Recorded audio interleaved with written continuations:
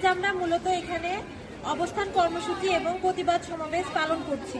শুধুমাত্র nursing and midwifery অধিদপ্তর থেকে মহাপরিচালক আমাদের যে কটূক্তিমূলক কথা বলছে তার দাবিতে পরিচালক মাকসুরা নূর সহ সকল আমলাদের যারা আমাদের উচ্চ পদস্থ কর্মস্থলে কর্মরত অবস্থায় এখন আছে তারা সহ পরিচালক সহ সবাইকে অপসারণ এবং পদত্যাগ করানো এবং এই সব উচ্চ পদস্থ কর্মস্থলের কর্মকর্তাদের হটিয়ে আমাদের ওই সব পদে উচ্চ শিক্ষিত এবং যোগ্যতা সম্পন্ন দক্ষ নার্সদের পদায়ন করতে চাই।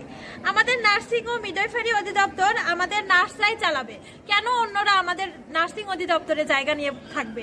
আমরা চাই না ওনারা আমাদের এখানে থাকুক এবং আমাদের লোক আমাদেরকে চালাবে।